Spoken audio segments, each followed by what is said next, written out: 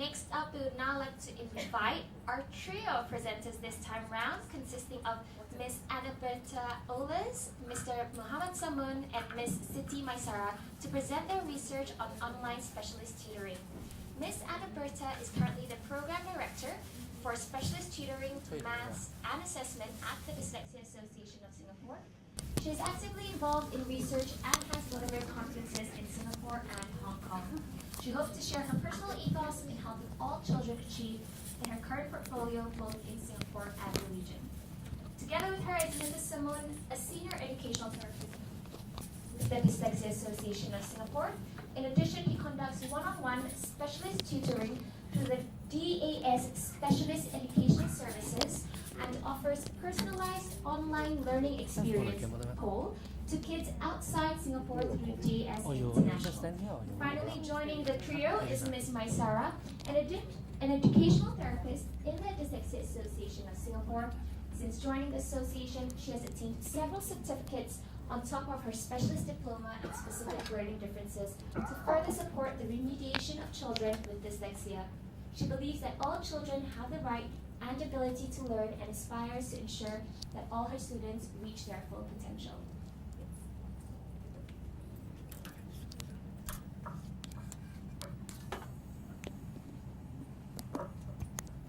Hi, good afternoon. Let me put the mic closer. Hi, good afternoon, everyone. As mentioned, thank you for the introduction. I'm Anaberta. I'm also the head of DAS International. And along with my colleagues, Samunn, senior educational therapist, and Nurmaisarah, educational therapist, we welcome you, all of you, to our sharing. We are very excited actually to present a case study approach to understanding the benefits of a personalized online learning experience. Great, it works. This presentation is brought to you under DAS International, which is a subsidiary of the DAS. As specialist teachers, we develop IEPs, individual education plans, for our one-to-one program, which Samunn delivers as well, and Nurmaisarah, with the aim to support our students bridge the gaps in their learning. The majority of our students actually, their profile is having specific learning difficulties.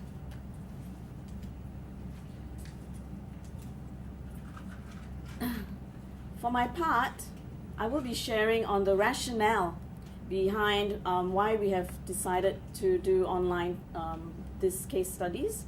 Behind the trials, we actually done two, POL version 1 and POL version 2 on the personalized online learning experience, and why we are actually very, very excited with the potential. Nurmaisarah will then share the objectives, methodology, and the aims of the two trials.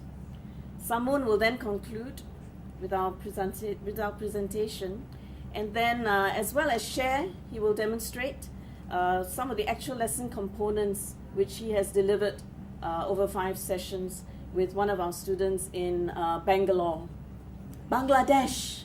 So sorry, Bangladesh.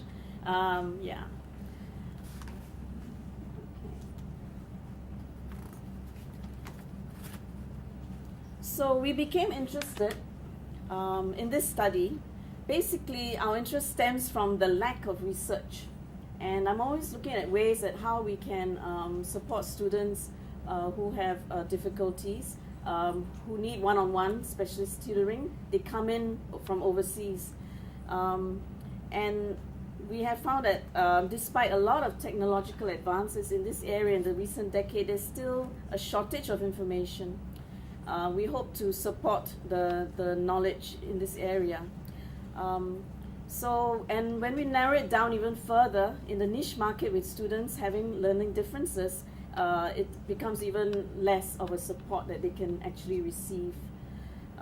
Thus, we wanted to explore the possibility of extending our service, our one-on-one individual specialist tutoring service.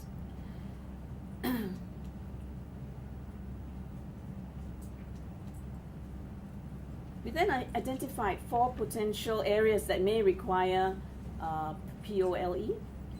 some of our target groups include students who fly in from overseas for overseas assessments.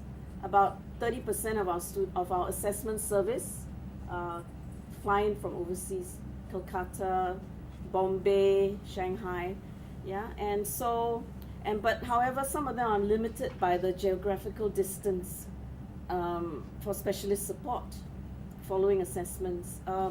We also plan to provide additional follow-up services for perhaps our current students, our current local students, international students who might be on a term break and they require further support.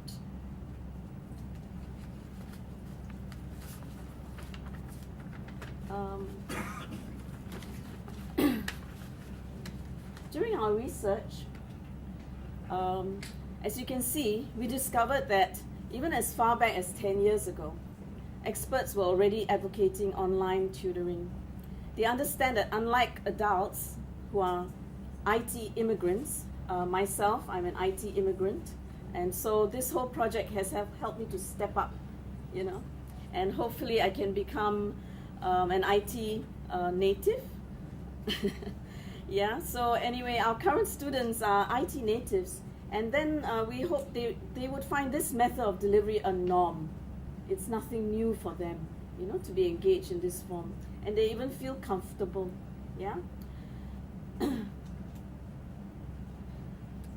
We also examined the technological pedagogical content knowledge, short-term TPAC framework, which was designed by Mishra and Kohler to examine how we should deliver our lessons. With the development of the internet, they have coupled it with constructivist teaching and dubbed it computer-mediated communication. That's the term that's been used. It was later, however, decided by Harisim in 2012 that online collaborative learning, OCL, was a better term to describe this development. We then adapted through our own OG methodology, which is structured, cumulative, diagnostic, prescriptive way of teaching as educational therapists. And so based on our understanding, we've pulled it together. We selected the qualitative research method of interviews to best describe the lived experience we are hoping for our clients to achieve, actually. Studying the experience from the perspective of the individual. So for us, this is an experience when you do online with us, based on personal knowledge and subjectivity, which emphasizes the importance of a personalized perspective and an interpretation. So my colleague, Nurmaisarah, will now share about the two trials. Over to you, Nurmaisarah. Thank you. Thank you, Anna. Okay, so as mentioned earlier,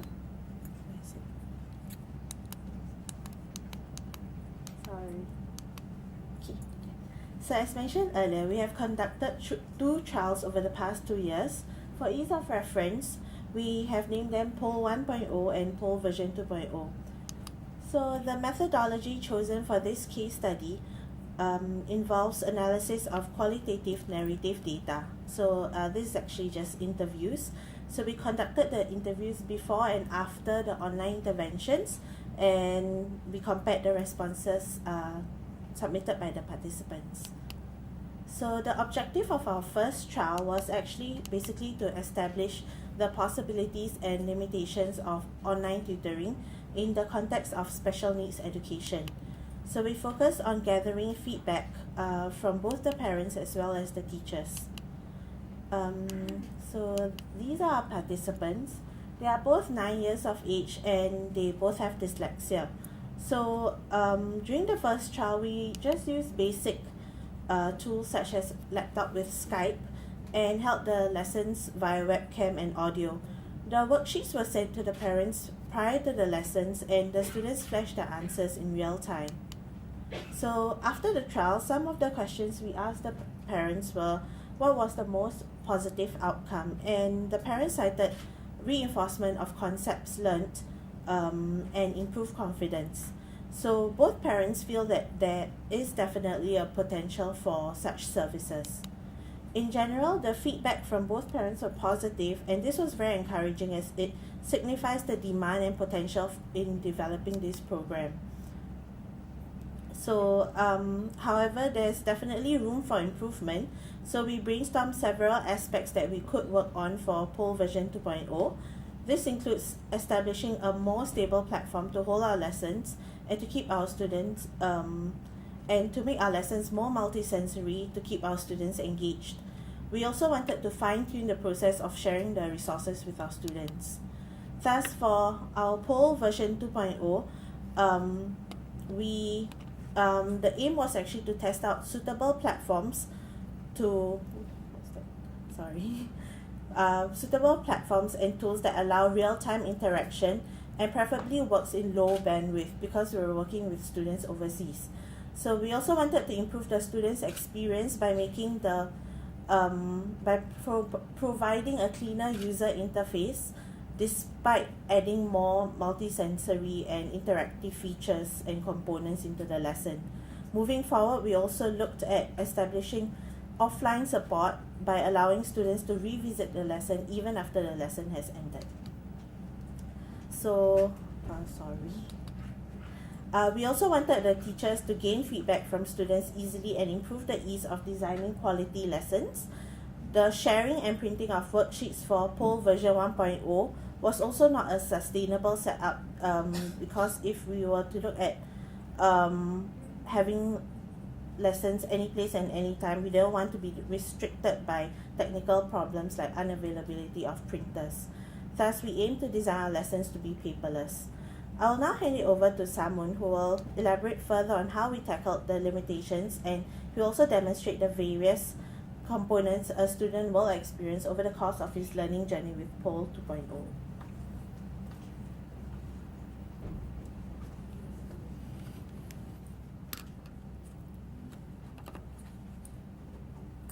Thank you, Nurmaisarah, and a very good evening to you. I'll just try to make it as quickly as possible. Okay, so this time around in POL version 2.0, we just looked at two frameworks. One is the universal design for learning. Basically, just what we looked at was flexibility and multi-level presentation, multi-level expression, and multi-level engagement. So that is to say that everyone in the class has something to achieve. And since it's online, we need to bring in technology over it. So we just looked at the HEART model. Okay, HEART is human, activity, and assistive technology. So HEART model, let's say when you look at a human being, right, you look at three aspects of that person. What the person can do, that is his skills, and what the person cannot do, his limitations, and what the person wants to do, the motivation. And then when it comes to activities, again, activities fall into three different areas where the productivity as a student, his schooling and his studies, then comes his self-care, how he looks after himself, and then comes the leisure, how he performs in his leisure time. Okay, then we came out with a formula to work on our lessons. It talks about the task demands, and then we devise a plan with technology called the assistive technology system when we deliver the lesson experience. We don't believe that you cannot limit a learning experience into a single app or a cohort of apps unless otherwise you design that into a system. So basically the assistive technology system is that it's not what the app does for us, it's how we design the learning experience through the apps. So I have limited time to talk about assistive technology system. I'm not going to talk about. This book is there in your red bag, and the last article talks about that's written by me. The last article talks about how you could design AT systems. Okay, then again, when it came to the online delivery, we were looking at these two aspects, the connectivity and the access, because it's not the same bandwidth what we have in Singapore, we have in other places when we try to deliver. So always we were looking into low bandwidth stuff where we could just keep the lesson going.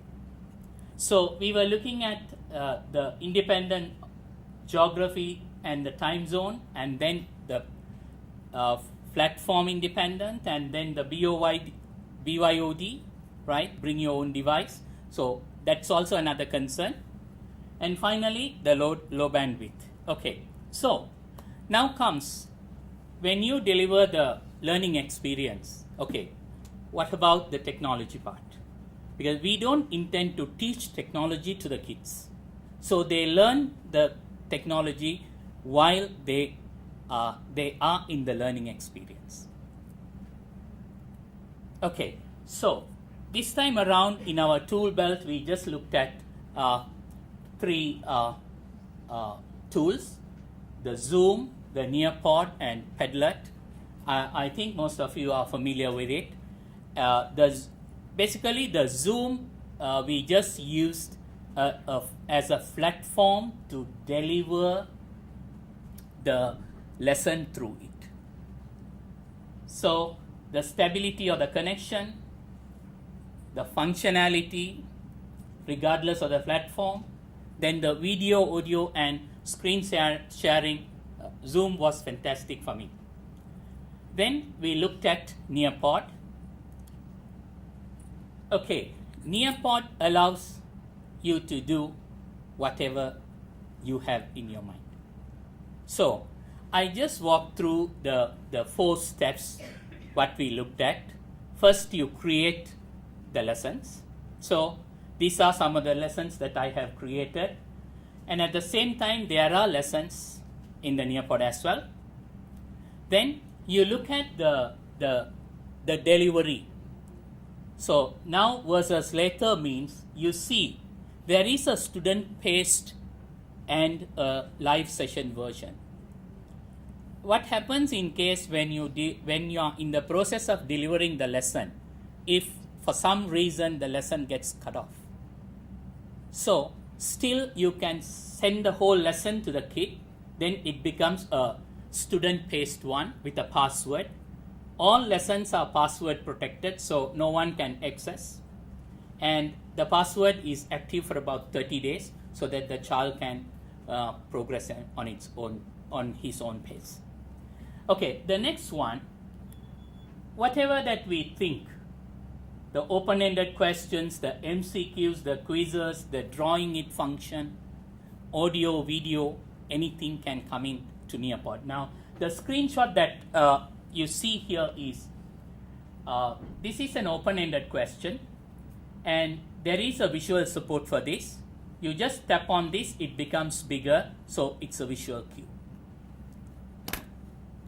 Then the formative assessments, just to go further, so you can have quizzes, and then this is online real time.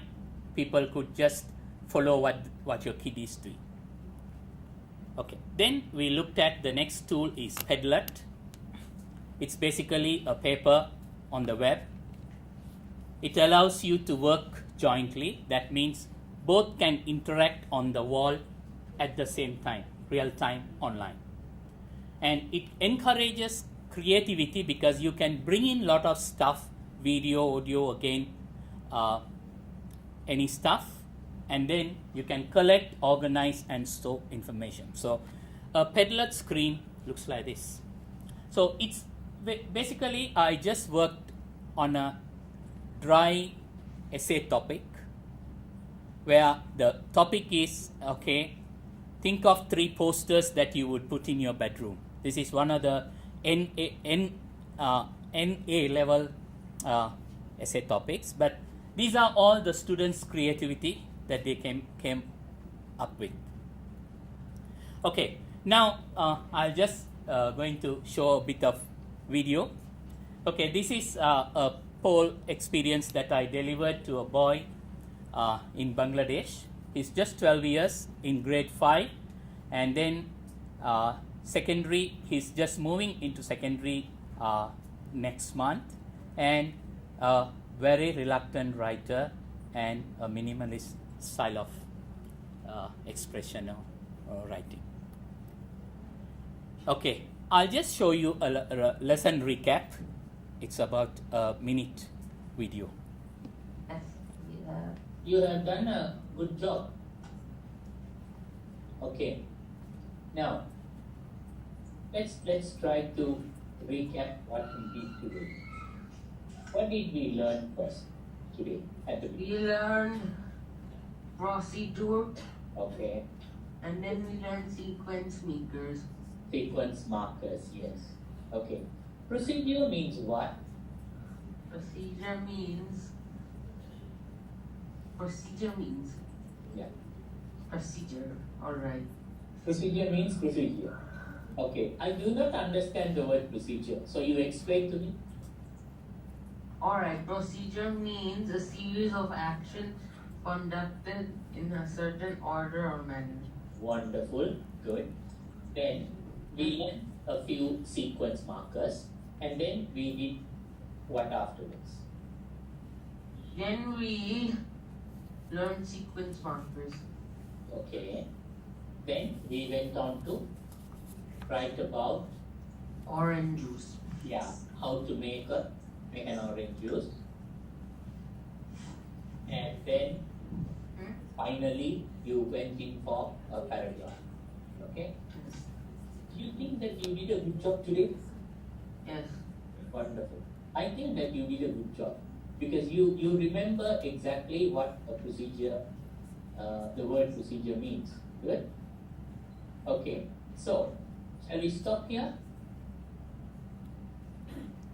Okay. So that's the interaction, and again feedback. I just share the feedback that I did with the parent at the beginning and at the end. Again, it was the setup like every lesson I need to give feedback after the lesson. So, what I'm planning is I'm just looking at to get his work done through some of his things that interests him, rather than just start something very dry which he will not like it. Yeah, so I just because he's not aware of much what he can do with the iPad other than playing games. So what I'm planning to do in the next session is that I just told him how iPad could help him in his schoolwork and things like that. So I would just start something with the iPad and show him how things could be done easily, so that I can catch his interest. Okay, so this is the feedback after the 5 sessions. Okay, wonderful. Yeah. Yes. We do up here. Okay. Yeah. Right. Now, I just worked in the last class and this class about paragraph writing with your son. He really did a wonderful job. Oh, really? Yeah. Oh, that's good. He has a lot of creative ideas, that's number 1. Number 2, as I told you before, I do not intend to teach the technology part in this class, because along the way when we progress in the lesson, he can learn how to do things. So he really picked up Pedlar, and he's well versed in it. He knows how to go around and do everything on his own. So I'm happy for that. As a matter of fact, I was watching it. He seemed to be quite good in writing long sentences, which even surprises me. Okay, so the final video is just sharing the feedback with my student. Now this time around, I'm happy that you have nicely arranged. The first sentence, the topic sentence is bold-faced, and the last sentence is your closing sentence. Good. And the supporting detail you have done in italics so that you can see the 3 clear parts of the paragraph. I'm really happy for you. You have done a good job. Wait, so the italic, I just gave the italic for fun. Sure. No, it's fun. Though you did it for fun, I see that in 3 different parts of a paragraph. That's very good. You are very creative, Elman. Huh? Thank you. So you give a pat on yourself. You did a good paragraph. Good.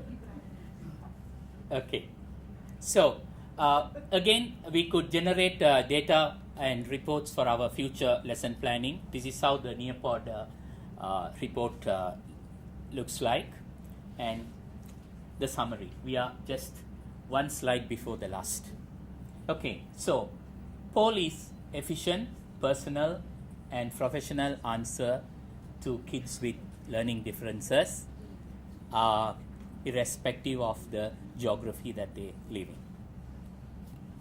Okay, so the closing remarks, still we continue poll all 2017, and then the official launch would be in early 2018. So if there is anything on assistive technology or anything of that sort, you can just email us. Thank you very much. Sorry for your time. I have just taken a few minutes more.